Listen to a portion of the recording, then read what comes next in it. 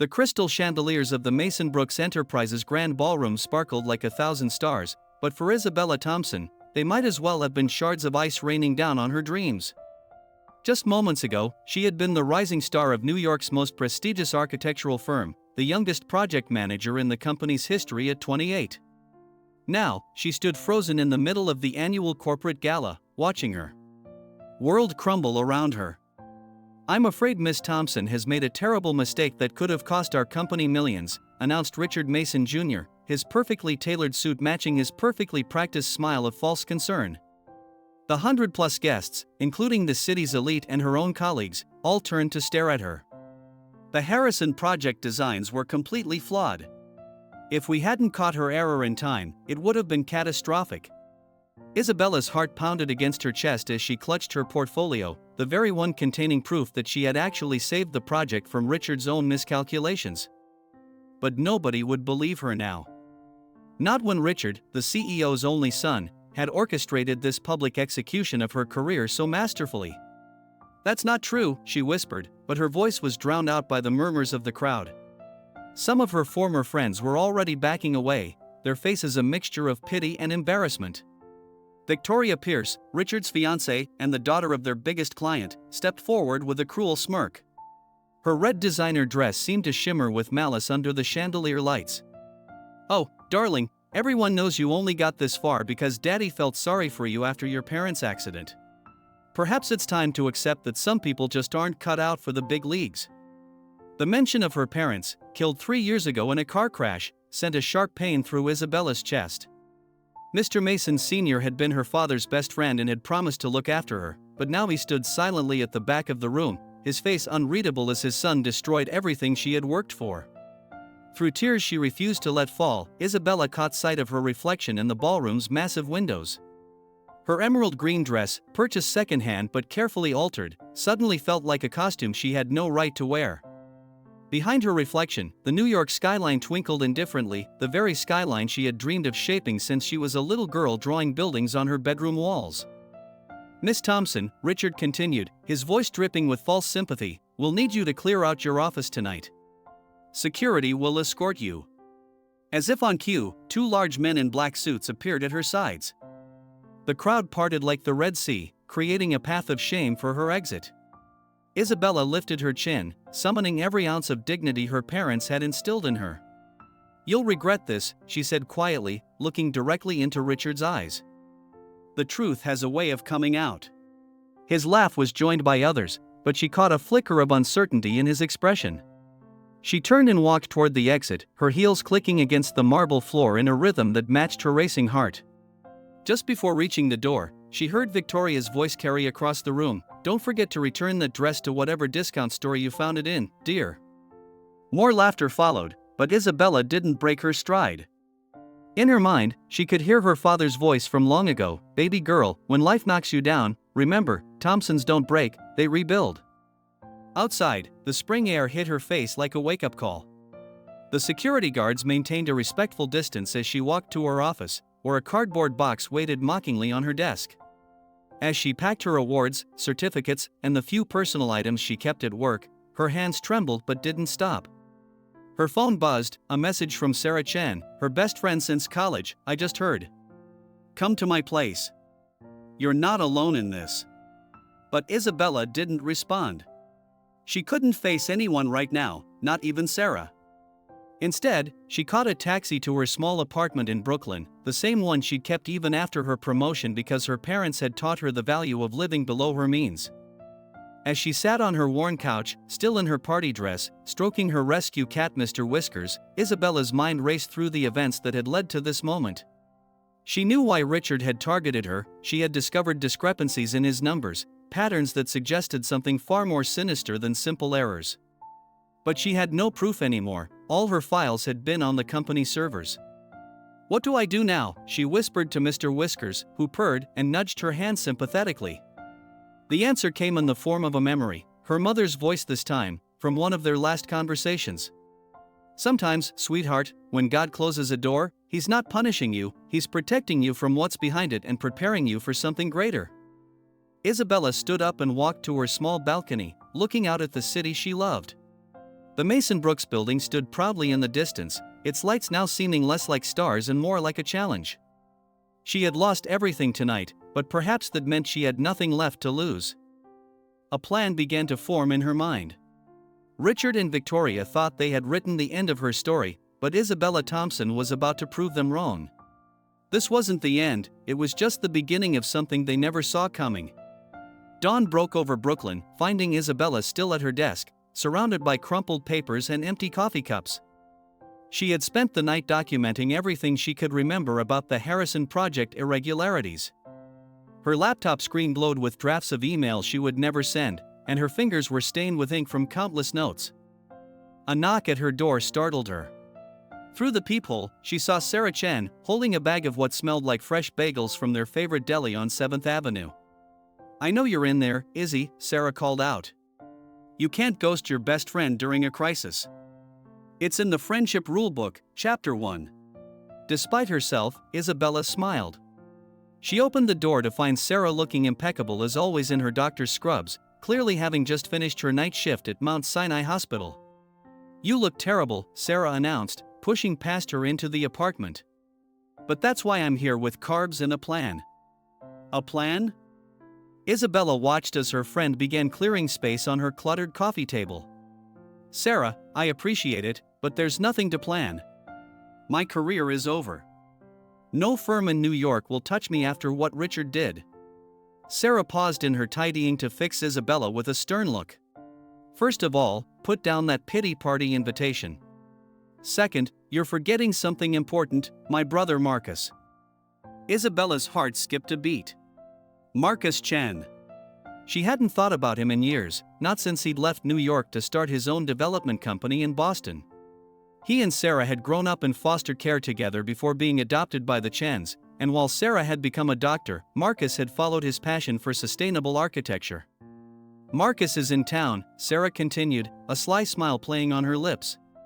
"His company, Green Future Development, is opening a New York office. And guess what? He needs a project manager who knows this city's building codes inside and out." "Sarah, I can't." "You can and you will. Marcus is meeting us for lunch at Riverside Park. No arguments." 3 hours later, Isabella found herself sitting on a park bench, wearing the only clean clothes she could find, jeans and an old Columbia University sweater.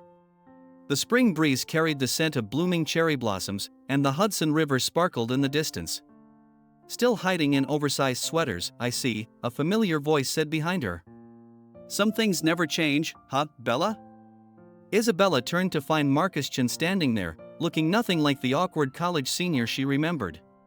The years had been kind to him, trading his student scruff for a well-trimmed beard and his thrift store clothes for a casual but clearly expensive outfit. His warm brown eyes, however, were exactly as she remembered, kind and full of mischief. "Marcus," she managed, standing up. "You look different." "Success does that," he grinned. "Though I hear you'd know all about that. Or at least you did, until last night." Isabella's face fell, but Marcus quickly added, "Hey, I didn't mean it like that. Sarah filled me in on everything. Richard Mason Jr. is a snake, everyone in the industry knows it, they're just too afraid to say it." They spent the next hour walking through the park, Marcus telling her about his company's vision for sustainable urban development, and Isabella gradually feeling the weight on her shoulders lighten. His passion for architecture matched her own, and his ideas about incorporating green spaces and community areas into commercial projects resonated with everything she believed in.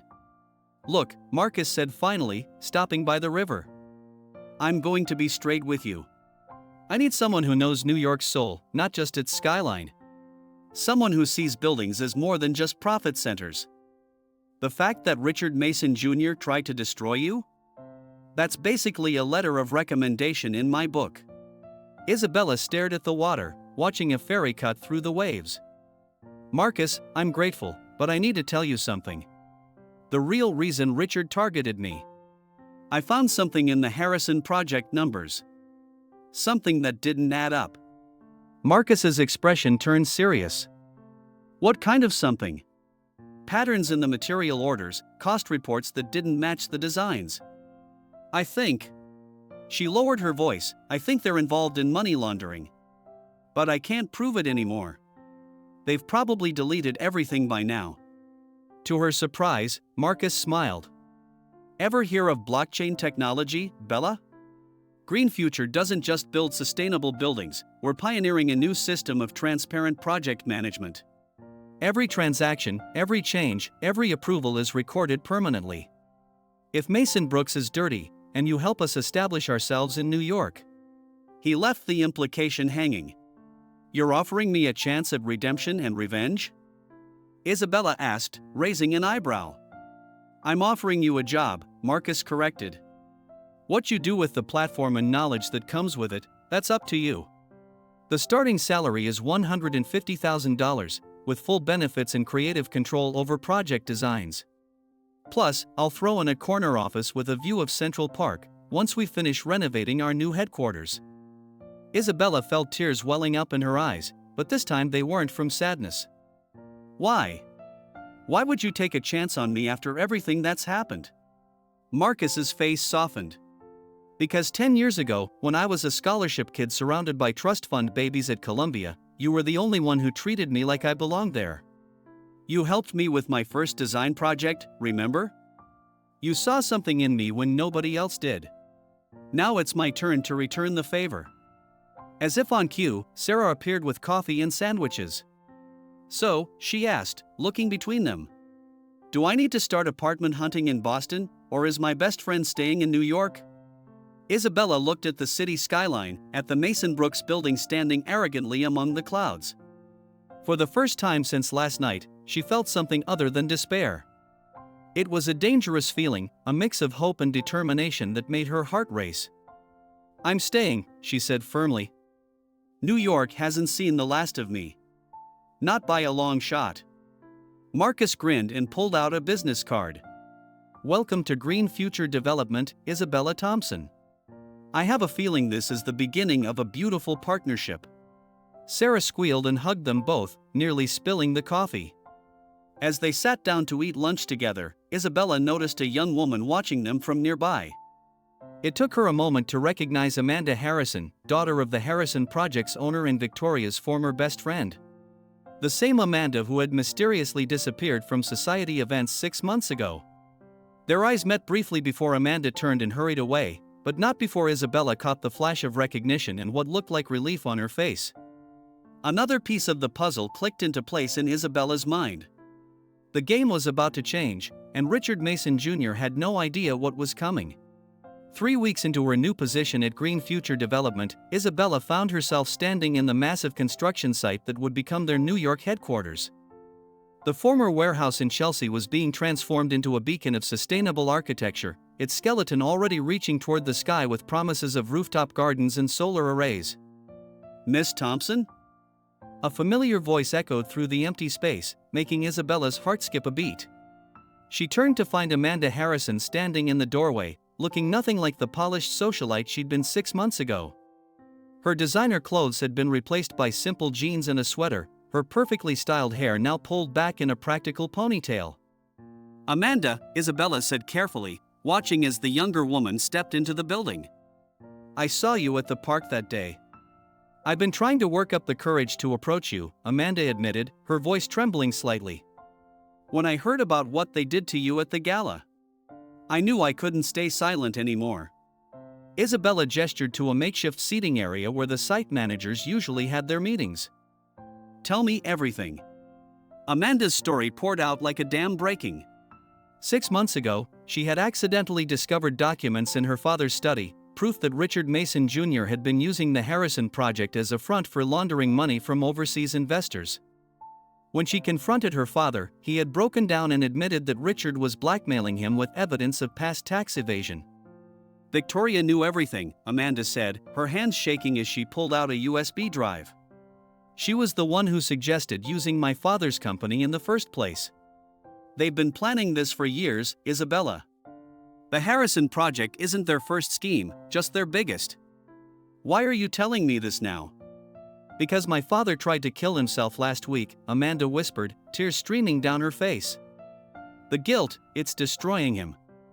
And because I made copies of everything before they could delete it. Every transaction, every fake invoice, every shell company they created. It's all here.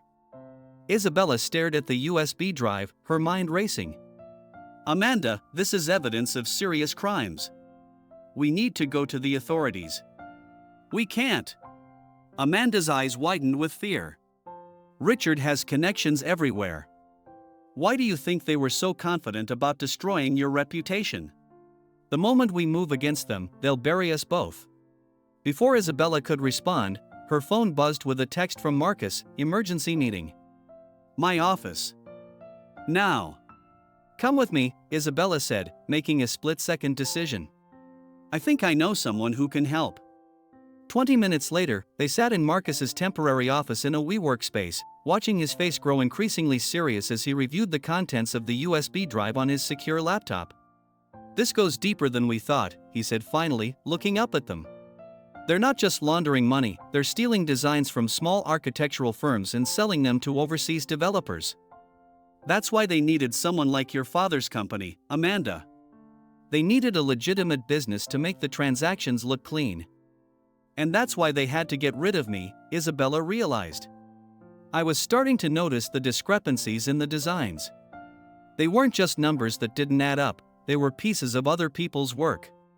A knock at the door made them all jump. Sarah burst in, still in her hospital scrubs. Turn on the news. Now. Marcus flipped open his laptop and pulled up a local news site. Richard Mason Jr.'s face filled the screen, standing outside the Mason Brooks building with Victoria by his side. We are proud to announce that Mason Brooks Enterprise will be merging with Sterling Development Corporation, Richard announced smugly. This historic partnership will allow us to expand our reach globally and bring New York's architectural excellence to the world stage. Sterling Development? Amanda gasped.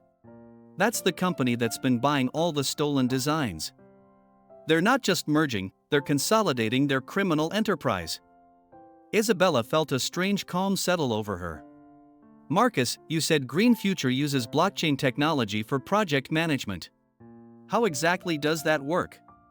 A slow smile spread across Marcus's face as he caught her meaning. Every transaction, every design submission, every change is recorded permanently and transparently. Once it's in the system, it can't be altered or deleted. If we could get legitimate architects to submit their original designs to our platform, we could prove the theft, Isabella finished. But we'd need to convince firms to trust us with their work. Leave that to me, Sarah chimed in. You'd be surprised how many of my hospital board members are connected to architectural firms. One charity gala coming up, and I'll have them eating out of my hand. It's not enough, Amanda said quietly. We need someone on the inside. Someone who can access their new merged database when it goes live next month. All eyes turned to Isabella. No, Marcus said firmly. It's too dangerous. If they catch you. They won't, Isabella replied, her mind already formulating a plan. Because this time, I'll be the one they never see coming. Amanda, does your father still have his invite to the Sterling Development welcome party next week? Amanda nodded slowly. Yes, but he's in no condition to attend. He won't have to, Isabella said, standing up. I think it's time for me to make a very public apology to Richard Mason Jr., one that strokes his ego just enough to make him believe he's won completely. Isabella, no, Sarah protested. These people already tried to destroy you once. Exactly, Isabella smiled, but there was steel in her eyes. They think they've already taken everything from me. That makes me invisible to them now. And invisible is exactly what we need. Marcus leaned back in his chair, studying her with a mixture of admiration and concern. If we do this, if we really go after them, there's no going back. Are you sure? Isabella walked to the window, looking out at the city she loved.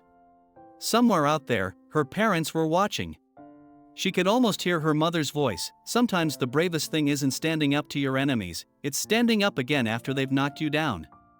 I'm sure, she said, turning back to face her friends. But we're going to need help. Marcus, how quickly can you set up a secure communication system? Give me 48 hours. Sarah, how many of your hospital contacts can you reach before the weekend? All of them. Board members love responding to messages from their favorite young doctor. Amanda, are you ready to help your father make things right? Amanda straightened her shoulders, looking more like her old self than she had in months. Just tell me what you need. Good, Isabella nodded.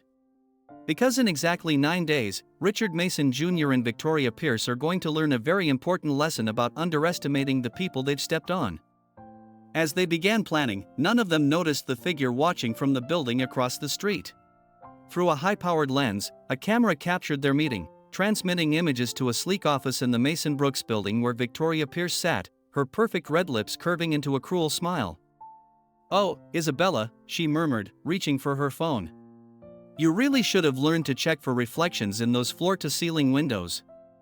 But as she dialed Richard's number, Victoria didn't notice something crucial. In the corner of Marcus's office, partially hidden by a plant, sat a small device with a blinking green light, a signal detector Isabella had borrowed from an old college friend who now worked in corporate security.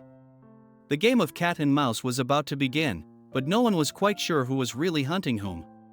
The Sterling Development welcome party transformed the top floor of the Mason Brooks building into a glittering showcase of wealth and power. Floor-to-ceiling windows offered a panoramic view of Manhattan's skyline, while champagne flowed freely among New York's architectural elite. Isabella stood in the entrance, her heart pounding beneath a midnight blue designer dress, alone from Sarah's extensive wardrobe. She had spent hours preparing for this moment, knowing that her performance tonight would determine everything that followed. "Ready?" Marcus whispered beside her, looking sharp in a tailored suit. As her official escort and the CEO of Green Future Development, his presence was both her shield and her ticket in. "Born ready," she replied, though her fingers tightened on her clutch purse, inside which sat both Amanda's USB drive and a state-of-the-art phone programmed by Marcus's tech team. They made their entrance carefully calculated to coincide with Richard's speech.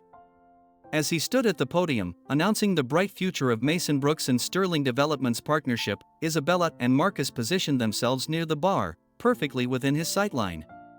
"Ladies and gentlemen," Richard was saying, "this merger represents not just the joining of two great companies, but the dawn of a new era in global architecture." His words faltered as he spotted Isabella, exactly as she had planned. Victoria, standing beside him in a blood-red gown, followed his gaze. Her eyes narrowed dangerously. "And now," Richard recovered smoothly, "I'd like to invite our guests to raise their glasses to this historic partnership." As the crowd applauded, Isabella made her move. She approached the podium, her steps measured and deliberate. The room fell silent, everyone anticipating another scandal. "Mr. Mason," she said, her voice carrying clearly across the hushed room, "I owe you and everyone here an apology." Richard's eyebrows shot up, while Victoria's perfectly manicured hand tightened around her champagne glass. "The night of the gala," Isabella continued, "I let my pride and fear cloud my judgment. You were right, I made mistakes with the Harrison project. Mistakes that could have cost the company dearly." The words tasted like ash in her mouth, but she forced them out. "I've spent these past weeks reflecting, and I wanted to personally thank you for stopping me before those errors could cause real damage." The tension in the room dissolved into murmurs of approval. Richard's face split into a triumphant smile. "Isabella," he said magnanimously, "it takes real courage to admit one's mistakes. Perhaps we were all a bit hasty that night." "You're too kind," Isabella replied, the perfect picture of humility. "I only hope that someday I can make amends for my error in judgment." "Well," Victoria cut in, her voice sharp despite her smile, "isn't this touching? Though I must say, Isabella dear, that dress looks remarkably like one from Sarah Chen's latest Instagram post." "Oh, it is," Isabella laughed lightly. "Sarah's been such a wonderful friend through all this. Actually, that's partly why I'm here tonight. Marcus Chen, Sarah's brother, has offered me a position at Green Future Development." She gestured to Marcus, who stepped forward with practiced charm. "Richard, Victoria, your reputation precedes you. I'm Marcus Chen, CEO of Green Future. I was hoping we might discuss potential collaborations, especially with your exciting new merger." Richard's eyes gleamed with interest. Everything was going exactly according to plan. As the men fell into discussion about market opportunities, Isabella excused herself to the ladies' room. Victoria followed, just as they had anticipated. The bathroom was a marble masterpiece, with a sitting area that spoke of countless business deals and secrets shared between powerful women touching up their makeup. "I know what you're doing," Victoria said the moment the door closed behind them. Isabella carefully reapplied her lipstick. Fixing my makeup? Playing the humble penitent, Victoria stepped closer, her designer perfume almost overwhelming. "It won't work." "Richard might be willing to buy your little act, but I know better." "You're planning something." Isabella met her eyes in the mirror. "The only thing I'm planning is my career resurrection, Victoria. Not everything is a conspiracy." "No?" Victoria's smile was razor-sharp. "Then you won't mind explaining why Amanda Harrison was seen entering Green Future's construction site last week?" Isabella's heart skipped a beat, but her face remained perfectly composed. "Thank you, endless childhood theater classes." Amanda Harrison? I wasn't aware she was even in New York anymore. Though I did hear about her father's accident. How tragic. Victoria's eyes flashed. "Stay away from the Harrisons, Isabella. For your own good." "Is that concern I hear, Victoria? How touching." Isabella turned to face her directly. "But you don't need to worry about me. I've learned my lesson about getting involved in things that don't concern me." Before Victoria could respond, the bathroom door opened and Sarah Chen walked in, stunning in an emerald green gown. "Izzy. There you are. Marcus is looking for you, something about introducing you to the Sterling Development executives?" Victoria's face tightened at the interruption. "We'll continue this conversation another time, Isabella. Do give my regards to Amanda, won't you?" As she clicked away on her stilettos, Sarah waited until the door closed before whispering, "Did you get it?" Isabella smiled and pulled out her phone, showing the screen where a recording app had been running the entire time. Every word. Including her threat about the Harrisons. But more importantly, she reached into her clutch and retrieved a small device. The signal detector went crazy when she came near. "She's wearing a wire. Which means Richard doesn't trust his own fiancée enough to let her handle this alone. There's a crack in their united front, Sarah. And it's about to get much bigger." Back in the main room, Marcus was deep in conversation with Richard and Sterling Development CEO, Jonathan Sterling, a silver-haired man with cold eyes and a politician's smile. "Of course, we'd need to review your security protocols," Sterling was saying. "In light of recent incidents." "Absolutely," Marcus nodded. "In fact, I'd love to give you a tour of our facility next week. We're implementing some revolutionary new systems that I think you'll find fascinating." As Isabella rejoined the group, she caught Richard studying her with an expression she couldn't quite read. For a moment, she feared they had overplayed their hand. But then he smiled and raised his glass. "To new beginnings," he declared. "And to burying old grievances." "To new beginnings," Isabella echoed, clinking her glass against his while maintaining eye contact. In that moment, they both knew they were engaged in a dance of deception. The only question was, who was leading whom? Later that night, as Isabella sat in Marcus's office reviewing the evening's recordings, her phone buzzed with a text from an unknown number. "The accident wasn't an accident. Meet me tomorrow, 3 p.m., St. Patrick's Cathedral. Come alone. A.H." Amanda Harrison's initials made Isabella's pulse quicken. But it was the next message that made her blood run cold. "And Isabella? Watch your back. Victoria isn't the only one wearing a wire tonight. Trust no one." St. Patrick's Cathedral stood majestic against the midday sky, its Gothic spires reaching heavenward like stone prayers. Isabella arrived early, her heels echoing off ancient marble as she made her way through the nearly empty church. The scent of incense hung in the air, mixing with the musty sweetness of old wood and centuries of whispered confessions. She chose a pew near the back, beneath the watchful gaze of stained glass saints. At exactly 3 p.m., Amanda Harrison slipped into the seat beside her, looking even more haunted than before. "Thank you for coming," Amanda whispered, her fingers nervously twisting a rosary. "I wasn't sure you would after last night's warning." "The warning you sent about the wires?"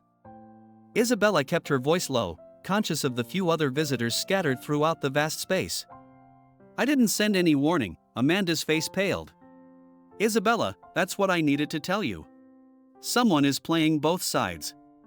Before Isabella could process this, Amanda pressed a small leather-bound journal into her hands. This was my father's. He kept records of everything, not just the financial transactions, but names, dates, conversations. He knew that someday he might need protection. Protection from what? Not what. Who? Amanda's eyes darted to the cathedral entrance. Jonathan Sterling isn't just a businessman. His real name is Jonathan Sterlington III. 20 years ago, he was involved in a massive construction scandal in Chicago. 3 people died when a building collapsed due to fraudulent safety inspections. He changed his name and rebuilt his empire, but my father recognized him. Isabella's mind raced. That's why your father tried to kill himself? No. Amanda's voice cracked.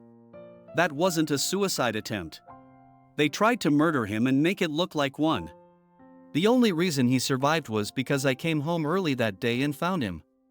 A shaft of colored light from the stained glass windows fell across the journal in Isabella's lap, illuminating its worn edges.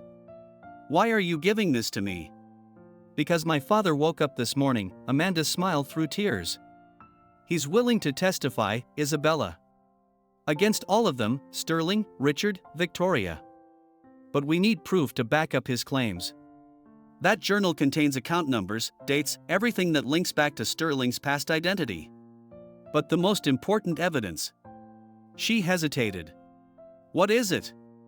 There's a hidden safe in the Mason Brooks building. Behind a painting in Richard's office. It contains hard drives with the original stolen designs, proof of payments, everything. My father saw it when a loud crash from the front of the cathedral cut her off. Both women turned to see a flower arrangement had fallen from one of the side altars. The elderly woman who'd knocked it over apologized profusely to a gathering crowd of tourists. We need to go, Amanda stood abruptly. Separately. There's more in the journal. Read it somewhere safe. As Amanda hurried toward the side exit, Isabella remained seated, letting the required time pass before her own departure. She pulled out her phone to text Marcus, but the screen was black. Dead battery, impossible, she charged it fully before leaving. Something wasn't right. She stood slowly, tucking the journal into her bag, and walked toward the main entrance. Through the grand doors, she could see Fifth Avenue bustling with its usual afternoon traffic. Just as she reached the threshold, a familiar figure stepped into her path. Miss Thompson, Jonathan Sterling smiled, though it didn't reach his eyes. What a delightful coincidence. Mr. Sterling, Isabella forced herself to remain calm. I didn't expect to see you here. Yes, well, one finds comfort in unexpected places, doesn't one? His gaze flickered to her bag. Especially in times of spiritual questioning. 2 men in dark suits appeared behind him, their stances suggesting they weren't there to pray. Would you join me for coffee? Sterling's tone made it clear it wasn't a request. There's a charming little place around the corner. We have much to discuss. Isabella's mind raced through her options. The cathedral was still populated with tourists. Making a scene would be dangerous, not just for her, but for the innocent bystanders. Besides, if Sterling knew about the journal, he'd already have taken it by force. Coffee sounds lovely, she smiled, matching his false warmth. Though I should let Marcus know, we have a meeting scheduled. Oh, I wouldn't worry about Marcus Chen, Sterling's smile widened fractionally. He's currently quite occupied with some unexpected regulatory inspections at his construction site. Shame about those anonymous tips regarding safety violations. Ice formed in Isabella's stomach, but she kept her expression neutral. As they walked toward the coffee shop, she noticed Sarah across the street, exiting a taxi. Their eyes met briefly before Sarah ducked into a boutique, phone already at her ear. The coffee shop was small and nearly empty. Sterling gestured for Isabella to take a seat while his men positioned themselves by the door and window. Now then, Sterling settled into the chair opposite her, let's discuss Amanda Harrison's unfortunate habit of sharing family secrets. I'm afraid I don't know what you mean, Isabella replied, buying time. Amanda and I barely know each other. Please, Sterling's voice hardened. Let's not insult each other's intelligence. I know about the USB drive, the meetings at Green Future, and now this. He nodded toward her bag. Did you really think we wouldn't be watching the cathedral? Sacred ground has always been popular for clandestine meetings. A waitress approached their table. Sterling ordered 2 Americanos without asking Isabella's preference. What do you want? Isabella asked once the waitress left. Direct. Good. Sterling leaned forward. I want what's in that journal, obviously. But more than that, I want to offer you a choice. A choice? Join us. His eyes glittered. You're brilliant, Isabella. Richard's original assessment of your talents wasn't wrong, just premature. With the merger, we're expanding globally. We need someone with your attention to detail. You mean someone who can spot inconsistencies in your stolen designs? Sterling chuckled. Alleged stolen designs. But yes, among other things. Think about it, full partnership within 5 years, wealth beyond imagination, all the creative freedom you could want. And if I refuse? Then unfortunately, certain documents might surface. Proof that you were involved in the Harrison Project fraud from the beginning. Emails, contracts, all very convincing. Amazing what technology can do these days. The waitress returned with their coffee. Isabella took a sip, using the moment to think. Through the window, she caught a glimpse of movement, Sarah entering a car across the street. In the rearview mirror, she could just make out Marcus behind the wheel. You're offering me a devil's bargain, she said finally. I prefer to think of it as a business opportunity, Sterling replied. One that requires an answer rather quickly. Say, within the next 24 hours? Isabella set down her cup. And Amanda? Her father? Will be well compensated for their silence. Money heals most wounds, Miss Thompson. Surely your time unemployed taught you that? She stood, gripping her bag tightly. I'll need time to think. Of course, Sterling remained seated, supremely confident. Though I should mention, if that journal leaves this coffee shop with you, our deal becomes significantly less generous. Isabella's hand tightened on the bag strap. With deliberate care, she reached in and placed the journal on the table. A wise choice, Sterling smiled. We'll be in touch tomorrow for your answer. Outside, Isabella walked quickly toward the waiting car, her heart pounding. As she slid into the back seat beside Sarah, Marcus pulled away from the curb. Did they buy it? Sarah asked anxiously. Isabella allowed herself a small smile. They bought everything, including the fake journal Amanda's father prepared for us. And the real one? Page-by-page photos, already uploaded to Marcus's secure server before I ever entered the cathedral. She pulled out her phone, not dead after all, just displaying a black screen as programmed. Along with a complete recording of Sterling's attempted blackmail and confession. Marcus met her eyes in the rearview mirror. You know they'll come after all of us now. Let them, Isabella's voice was steel. Because this time, we're ready. What none of them could know was that at that very moment, Victoria Pierce was making a phone call of her own, one that would change everything. Again. Victoria Pierce stood in her penthouse apartment overlooking Central Park, phone pressed to her ear as she paced the marble floors. The setting sun cast long shadows through the floor-to-ceiling windows, painting the white walls in shades of blood and gold. It's done, she spoke into the phone. Sterling took the bait, the fake journal, Isabella's performance, everything. But there's something you should know. She paused, listening to the voice on the other end. Yes, I understand the risks. No, Richard suspects nothing. He still thinks I'm his perfect little soldier. As she ended the call, a soft knock at her door made her jump. She opened it to find Richard standing there, his usual confident smile replaced by something darker.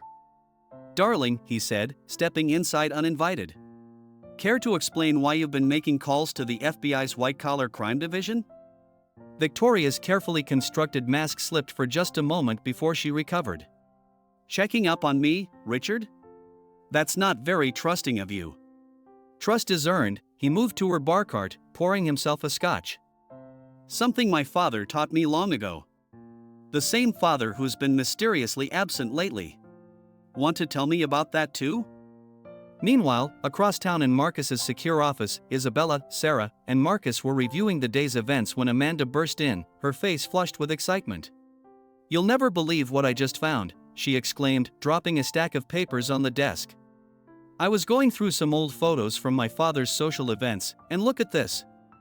The photo showed a much younger Mason Sr. standing beside a woman who looked remarkably like Victoria, but decades older.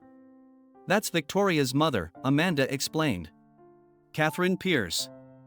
She was the lead architect at Sterling's Chicago firm 20 years ago, the one who approved the fraudulent safety inspections that killed those people."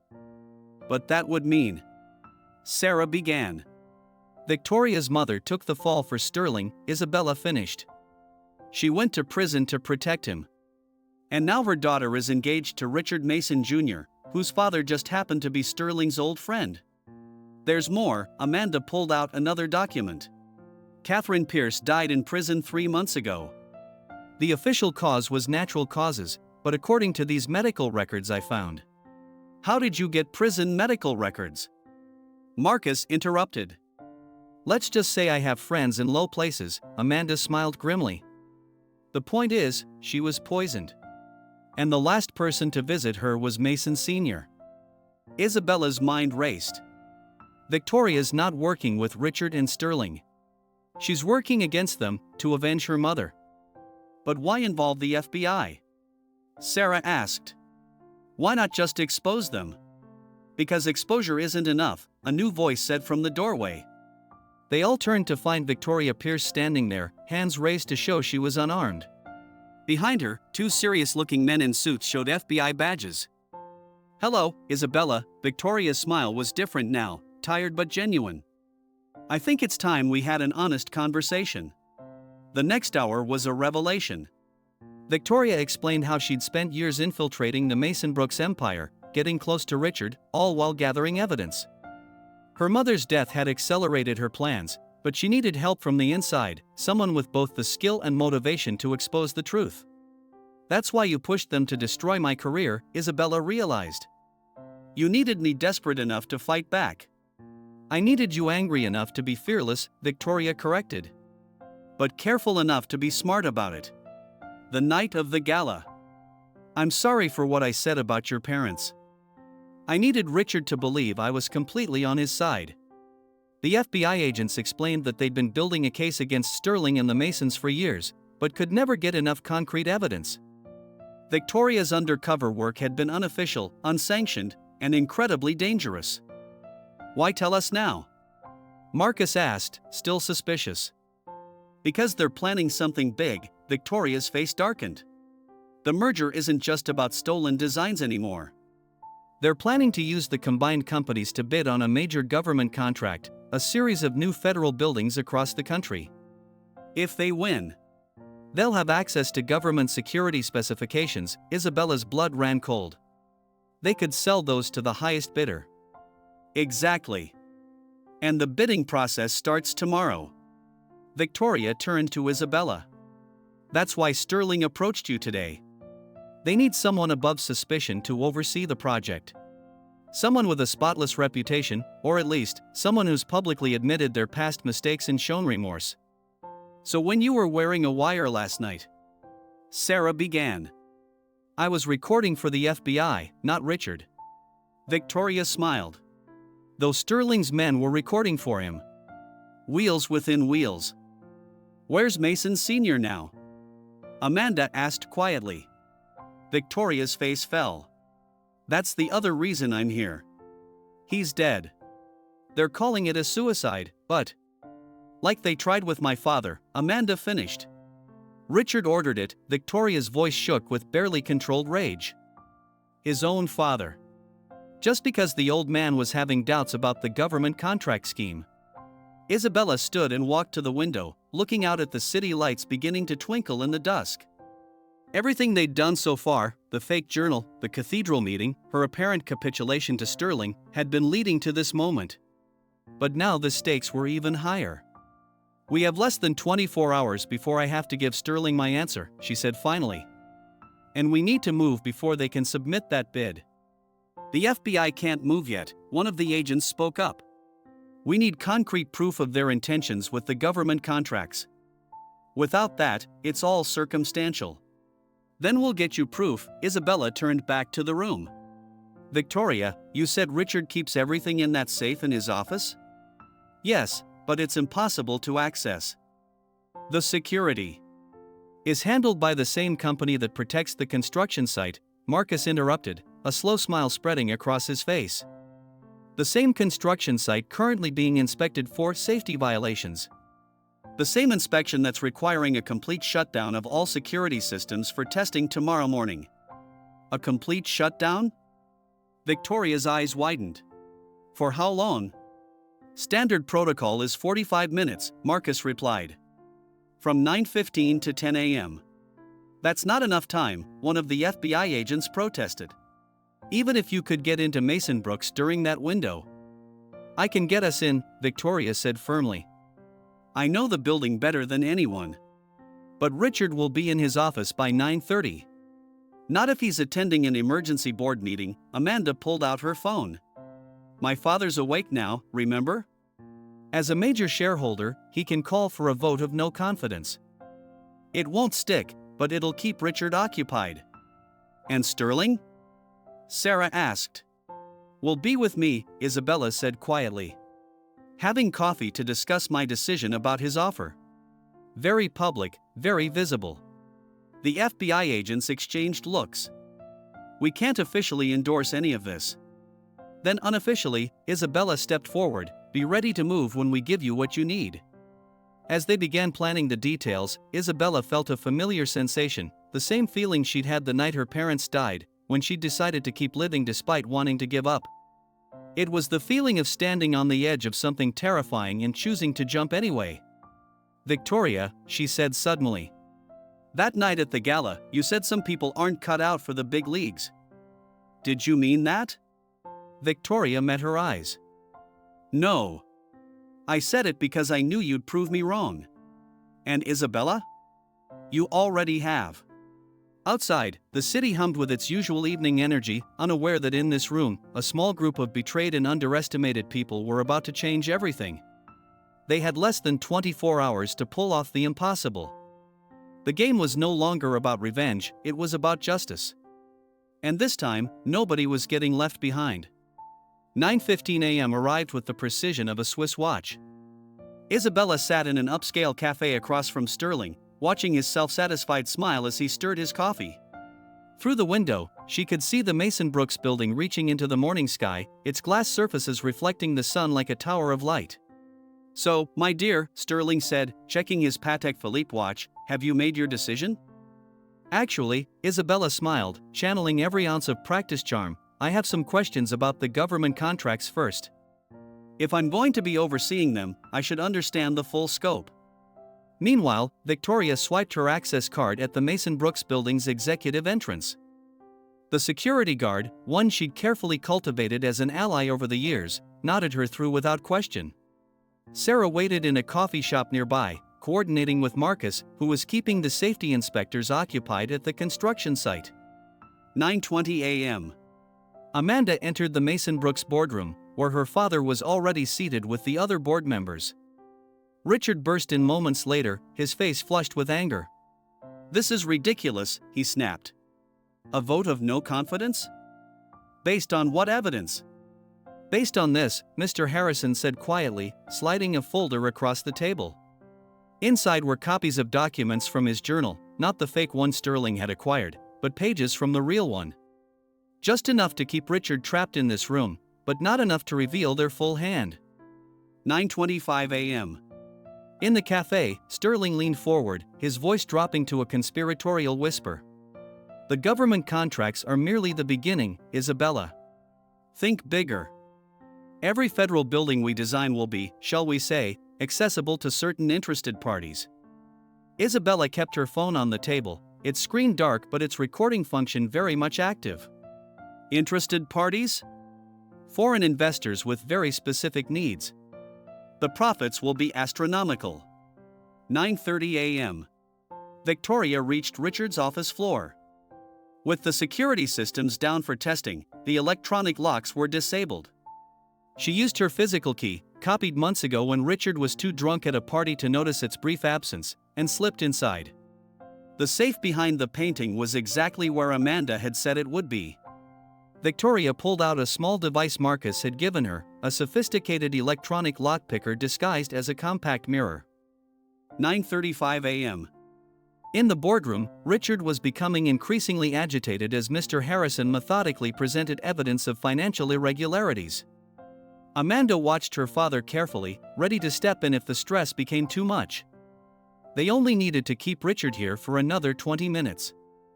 "This is nothing but the ramblings of a man who recently tried to kill himself," Richard snarled. "Attempted murder," Mr. Harrison corrected calmly. "And we both know who was behind it." 9:40 a.m. The safe clicked open under Victoria's trembling fingers. Inside, she found exactly what they needed: hard drives, documents, and a laptop. She began the data transfer to the secure server Marcus had set up. In the cafe, Isabella deliberately knocked her coffee cup over, creating a distraction as Sterling's phone buzzed. He glanced at it, frowned, then excused himself to make a call. Isabella used the moment to send a quick text to Sarah: "Eagle is restless. Status?" Sarah's reply was immediate: "Transfer at 60%. Keep him busy." 9:45 a.m. Victoria's heart nearly stopped as footsteps approached the office. She froze, the data transfer still running, as the door handle turned. But it was just a cleaning lady, who apologized and quickly retreated. Victoria let out a shaky breath and checked the progress: 85%. In the boardroom, Richard was now pacing furiously. "This meeting is over," he declared, reaching for his phone. "Actually," Amanda stood up, "we haven't even gotten to the most interesting documents yet. The ones about your father's death." Richard went pale. 9:50 a.m. "Complete," Victoria whispered into her concealed microphone. She carefully replaced everything in the safe, closed it, and straightened the painting. As she turned to leave, she spotted something on Richard's desk, a handwritten note in Mason Sr.'s writing, dated the day he died. Making a split-second decision, she grabbed it. 9:55 a.m. Isabella watched Sterling end his third phone call, his composure finally showing cracks. "Is everything all right?" she asked innocently. "Fine," he snapped. "Just some technical difficulties at the office. Now, about your decision." "Actually," Isabella stood up, gathering her things, "I don't think I'll be taking your offer after all." Sterling's face hardened. "That would be a serious mistake, Miss Thompson." "No," she smiled, "the mistake was assuming I would ever work with my parents' murderers." Sterling's composure shattered. "What did you say?" "Oh, didn't you know?" Isabella's voice was ice. "The car accident that killed my parents 3 years ago? It wasn't an accident. Mason Sr. figured it out, that's why you had Richard kill him." "Just like you killed Victoria's mother in prison." "You can't prove any of that," Sterling hissed. Isabella's phone lit up with a message from Victoria: "We have everything. Plus something you need to see. Now." Actually, Isabella turned to leave, "we can prove all of it. The FBI agents at the next table have heard every word you've said about selling government security specifications. And right now, they're receiving copies of every file from your safe." Sterling lunged for her, but was immediately tackled by the agents sitting nearby. As they read him his rights, Isabella saw Victoria running across the street, clutching something in her hand. "Look at this," Victoria thrust the note at her. It was from Mason Sr., written hours before his death. "To whoever finds this, the accident that killed James and Marie Thompson wasn't an accident. Sterling ordered it because James had discovered the Chicago connection. I helped cover it up to protect Richard, but I was wrong. Isabella deserves to know the truth. I'm going to tell her tonight. If anything happens to me." Isabella's hands shook as she read her parents' names. After 3 years, she finally had the truth. 10 a.m. The security systems in Mason Brooks came back online just as Richard finally managed to escape the boardroom. He rushed to his office, but it was too late. By the time he reached his desk, FBI agents were already stepping off the elevator. As the morning sun climbed higher over Manhattan, Isabella stood with Victoria, Sarah, Marcus, and Amanda, watching Richard being led out of the building in handcuffs. Sterling had already been taken away from the cafe. "It's over," Sarah whispered, squeezing Isabella's hand. But Isabella knew it wasn't over, it was a beginning. Her phone was already buzzing with calls from reporters. By tonight, the story would be everywhere: the stolen designs, the government contracts conspiracy, the murders, and the unlikely alliance that brought down an empire. "What now?" Amanda asked softly. Isabella looked at the Mason Brooks building, then at the growing crowd of reporters. "Now," she said, "we rebuild. But this time, we do it right." Victoria smiled, tears in her eyes. "Your parents would be proud." "They would be proud of all of us," Isabella corrected. "Even you, Victoria. Your mother too." As they walked away from the chaos, Isabella felt lighter than she had in years. The truth about her parents' death wouldn't bring them back, but it would ensure justice. And the network of friendship and trust she'd built along the way? That was worth more than any building in the Manhattan skyline. But in the back of a police car, Richard Mason Jr. smiled at a text message that had just arrived: "Contingency plan activated." This isn't over. The game might have been won, but the war was just beginning. 1 month after the arrests of Sterling and Richard Mason Jr., the New York architectural community was still reeling from the scandal. The Mason Brooks building had been sold, its iconic logo already removed from the facade. But in the Green Future Development headquarters, a new power was rising. Isabella stood at the window of her corner office, watching construction crews work on the sustainable features of their building. The rooftop garden was taking shape, solar panels gleamed in the sunlight, and the innovative water recycling system was nearly complete. But her mind was on the email she'd just received. "Are you sure about this?" Marcus asked from the doorway, holding his own copy of the message. "Someone broke into Richard's jail cell last night." Isabella turned to face him. "Left him dead with a single playing card on his chest, the Queen of Hearts." "That's not a coincidence." Victoria burst into the office, her face pale. "You got it too?"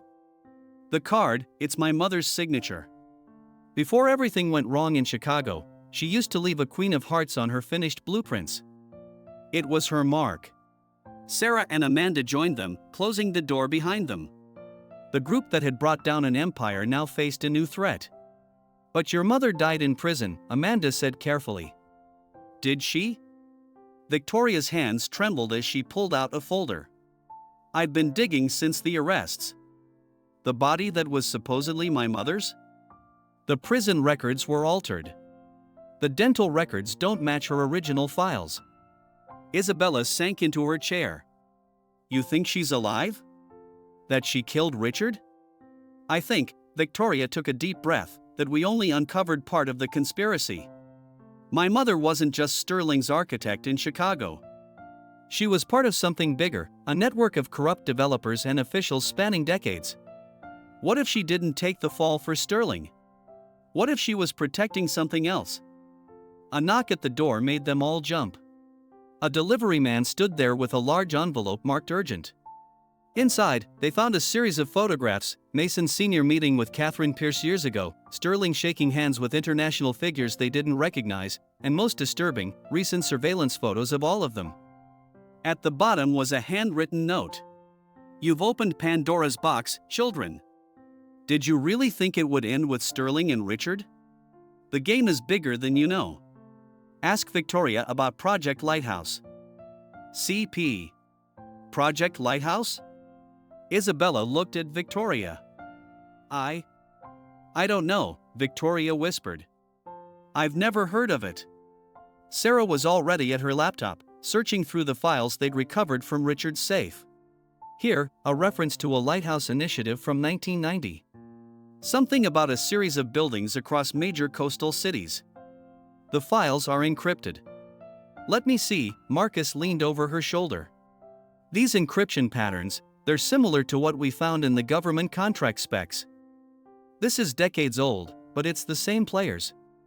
Amanda's phone buzzed. "My father's awake from his surgery. He says he needs to talk to us. Now. They found Mr. Harrison in his private hospital room, looking better than he had in months. The suicide attempt, now proven to be attempted murder, had left him weakened, but his eyes were clear and focused. "Project Lighthouse," he said as soon as they entered. "I was wondering when this would come up. You know about it?" Victoria stepped forward. "Your mother told me, years ago." It wasn't just about money laundering or stolen designs. They were building something into the foundations of major buildings, some kind of technology. Military-grade stuff. Your mother discovered it when she found discrepancies in the Chicago building's blueprints. "What kind of technology?" Marcus asked. "I don't know the details." But think about it, strategic buildings in coastal cities, all built with secret modifications, all connected to government contracts. And now they're trying to do it again, on an even bigger scale. Isabella's mind raced. The federal building Sterling was bidding on. They're all in coastal cities too. Catherine didn't go to prison to protect Sterling, Mr. Harrison continued. She went to protect Victoria. They threatened to kill you, he looked at Victoria, if she exposed the truth. But she left breadcrumbs, evidence hidden in building plans across the country. She knew someday someone would start pulling at the threads. And now she's back, Victoria whispered. She killed Richard to protect the bigger secret. Not just that, Mr. Harrison's voice grew urgent. She's warning you. All of you. The people behind Project Lighthouse? They don't just kill their enemies. They destroy everything they love first. As if on cue, every phone in the room buzzed simultaneously. They each had the same text from an unknown number: Green Future Developments permits have been revoked pending investigation. Effective immediately. Isabella looked out the hospital window at their building in the distance. Everything they'd built, everything they'd fought for, was under attack. They're trying to bankrupt us, Marcus said quietly. Without those permits. It's not about money, Isabella straightened her shoulders. They're sending a message. They think they can scare us into backing off. Can they? Amanda asked softly. Isabella thought of her parents, of Mason Sr., of all the lives destroyed by this conspiracy. No. They showed their hand too early. They're scared of what we might find. If my mother's alive, Victoria said, if she really left evidence in these buildings. Then we find it, Isabella finished. All of it. Sarah, can you get access to the original Chicago building plans? Already on it. The city planning office owes me a favor after that pro bono clinic I ran. Marcus, we need to secure our servers before they try to hack them. Amanda, get your father somewhere safe, a private facility under a different name. Victoria. Isabella paused. I know, Victoria nodded. I need to look through my mother's old things. Every scrap of paper, every photo. She must have left me something. And you? Marcus asked Isabella. She smiled, but there was steel in it. I'm going to call a press conference. If they want to play hardball with our permits, let's see how they handle public scrutiny. These people love working in shadows, so let's shine a light so bright they have nowhere to hide. As they left the hospital room, each heading to their assigned tasks, Isabella's phone buzzed one more time. Another text from the unknown number: brave plan. But ask yourself, who can you really trust? Even now, one of you is playing both sides. Sweet dreams. CP. Isabella looked at her friends, her allies in this fight. Was one of them really a traitor? Or was this just another mind game? The sun was setting over Manhattan, casting long shadows between the buildings. Somewhere in this concrete maze, Catherine Pierce was watching, waiting, playing a game decades in the making. And Isabella Thompson, the girl they'd once tried to destroy, was ready to play back. This time, the stakes weren't just her career or her reputation. This time, they were playing for the soul of a city, and maybe much more. Bring it on, she whispered to the gathering darkness. This time, we're ready. The press conference had turned the tide of public opinion dramatically. 2 weeks after Isabella's impassioned speech about corporate corruption and sustainable development, green futures permits were reinstated under intense public pressure. But the victory felt hollow as new revelations about Project Lighthouse emerged. Late one night, Isabella sat in her office reviewing the Chicago building plans Sarah had obtained. The pieces were starting to fit together, forming a picture more terrifying than she'd imagined. "Look at this," she said to Victoria, who'd barely left her side since Richard's death. "Every coastal building involved in Project Lighthouse has the same structural anomaly, a reinforced sub-basement with technology specifications that don't match anything from that era." "Or this era," Marcus added, zooming in on his laptop screen. "I've been analyzing the power requirements. Whatever they installed in those sub-basements, it's drawing massive amounts of energy, but it's not showing up on any grid." Sarah burst into the office, clutching a medical file. "You need to see this. I just got the full autopsy report on Richard. The playing card found on his body? It was laced with a poison that hasn't been manufactured since 1992.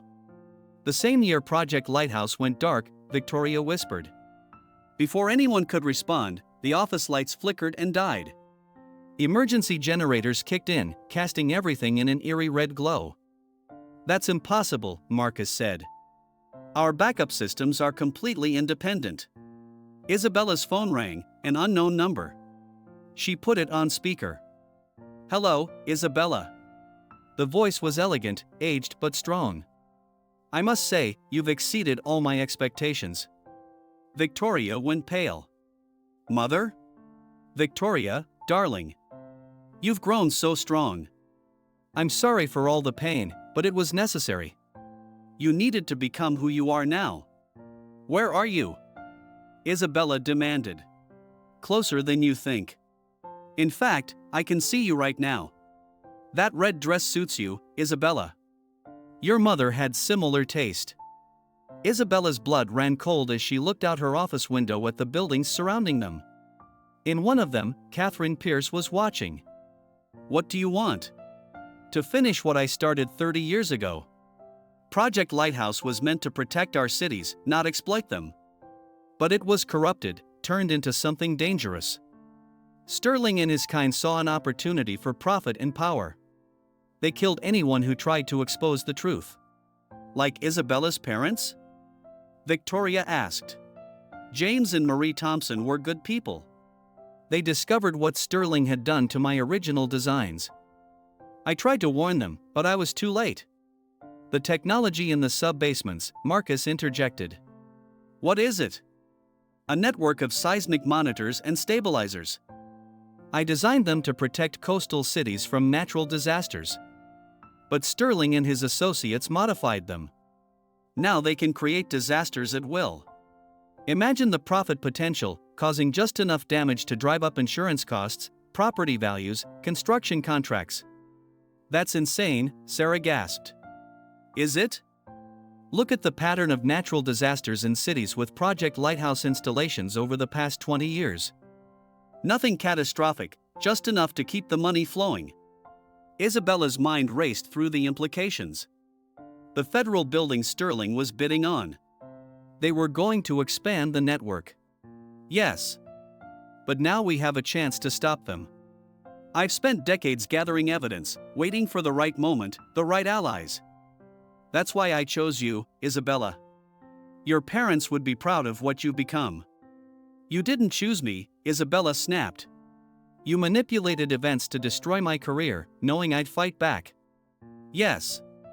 Just like I manipulated Victoria's path to ensure she'd be in position to help you. Sometimes, to serve the greater good, we must be cruel to those we love." Victoria's hands clenched into fists. "You let me think you were dead. Let me believe. I did what was necessary. And now, I need you all to do the same. In exactly 1 hour, every Project Lighthouse installation will receive a software update. A backdoor I built into the original code. We can shut down the entire network." "Why tell us this?" Marcus asked suspiciously. "Because one of you is working for them. Has been from the start. And in about 30 seconds, they're going to try to kill Isabella."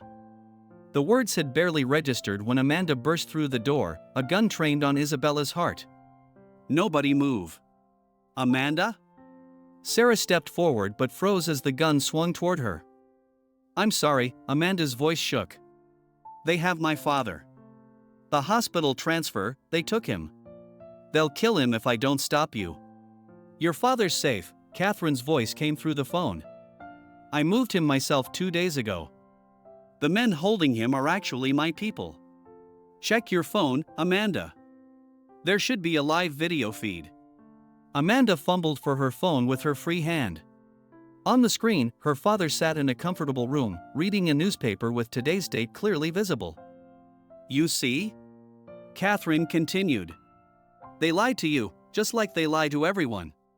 You've been working for the very people who tried to kill your father. The gun wavered in Amanda's grip. How can I trust you? Because I'm about to trust you with everything. Catherine's voice softened. That gun isn't loaded, by the way. I replaced it this morning while you were at coffee with your handler. The bullets are in your left coat pocket. Amanda checked the gun, then her pocket. Her face crumpled as she found the bullets exactly where Catherine said they would be. Oh God, she sobbed, dropping the gun. I'm so sorry. I thought, they said. Isabella moved to her, pulling her into a fierce hug. It's okay. You were trying to protect your father. We understand. How touching, a new voice said from the doorway. They turned to find Jonathan Sterling standing there, very much not in prison, holding a very real and very loaded gun. Catherine, my old friend. I should have known you'd try something like this. Hello, Jonathan, Catherine replied calmly through the speaker. Still hiding behind others, I see. A useful habit. One that kept me out of prison using a body double while I prepared for this moment. He smiled coldly. Now, about that software update. It's already done, Catherine said. The moment you stepped into this office, the command was sent. Look at your phone. Sterling pulled out his phone with his free hand. His face contorted with rage as he read whatever was on the screen. You're bluffing. The system requires authorization from a Pierce and a Sterling? Yes. That's why I needed Victoria. Her biometrics, combined with the ones I stole from your double when you were arrested. The update is already propagating through the network. In less than an hour, Project Lighthouse will be exposed to every major news outlet and law enforcement agency in the country. Sterling's finger tightened on the trigger. Then I have nothing left to lose. That's where you're wrong, Isabella said quietly. Look behind you. As Sterling turned, FBI agents swarmed through the door, led by the same team that had been working with them since the beginning. In the confusion, Victoria kicked the gun from his hand. Jonathan Sterling, the lead agent said, we have you on attempted murder, conspiracy, and about 50 other charges. The real you, this time. As they led him away, Catherine spoke one last time, Isabella, Victoria. I'll be in touch. There's still work to be done. The network may be exposed, but the people behind Sterling won't give up easily. Mother, Victoria called out. Will we see you? Soon, darling. When it's safe. Until then, take care of each other. All of you. The line went dead just as the regular lights flickered back on. Isabella looked at her friends, her true allies through all of this. They were tired, shaken, but standing strong. What now? Sarah asked softly. Isabella walked to the window, looking out at the city they'd fought so hard to protect. Somewhere out there, Catherine Pierce was watching, waiting for the next chapter to begin. Now, Isabella said, we rebuild. Together. But first, she turned back to them with a smile, I think we all need a drink. As they left the office, none of them noticed the small Queen of Hearts card that had appeared on Isabella's desk, or the message written on its back in elegant script. The real game is just beginning. Be ready. CP. The war wasn't over. But for tonight, they had won a crucial battle. And tomorrow would bring new challenges, new allies, and perhaps, finally, the whole truth. 6 months had passed since the night Sterling was arrested. The New York skyline glittered under a perfect autumn sunset as Isabella stood on the rooftop garden of the completed Green Future headquarters, surrounded by the people who had become her family. To new beginnings, Marcus raised his champagne glass, his other arm around Sarah, who wore an engagement ring that caught the fading sunlight. Their relationship had blossomed amidst the chaos, a reminder that love could flourish even in the darkest times.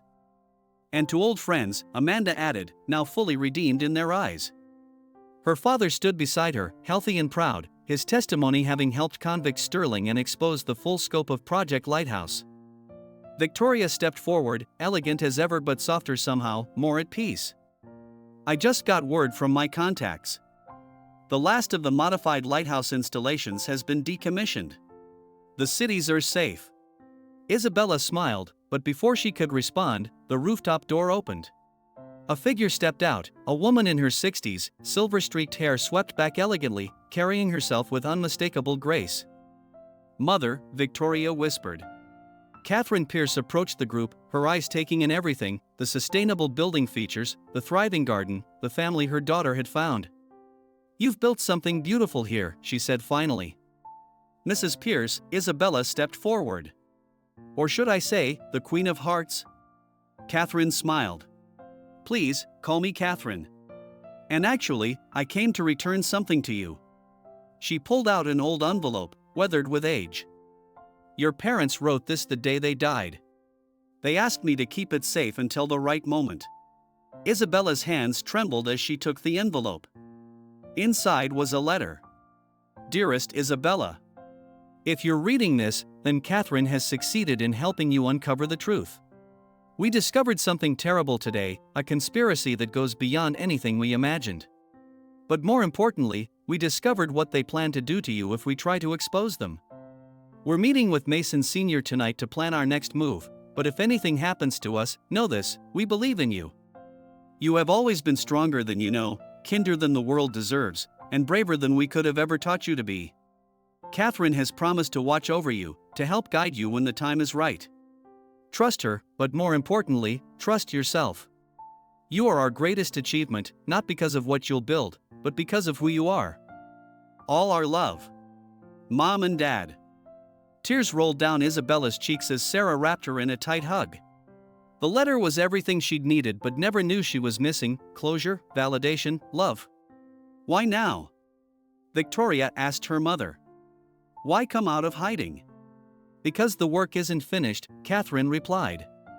Sterling was just one head of the Hydra. The people behind him, the true architects of corruption, they're still out there. And they're planning something new. "Let them come," Isabella straightened, wiping her eyes. "We're ready." "Are we?"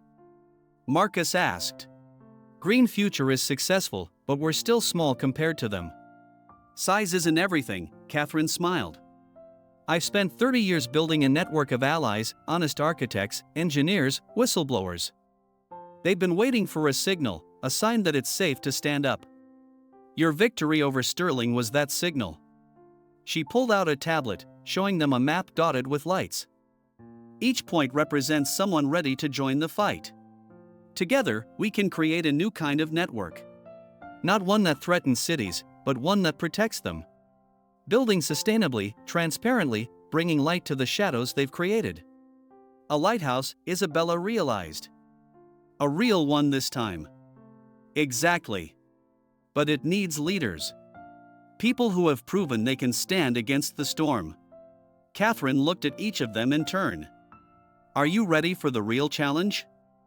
Isabella looked at her found family, Sarah and Marcus, their love a testament to hope, Amanda and her father, proof that redemption was possible, Victoria, who had turned betrayal into justice, and now Catherine, offering them a chance to transform their victory into lasting change. She thought of her parents' letter, of their faith in her.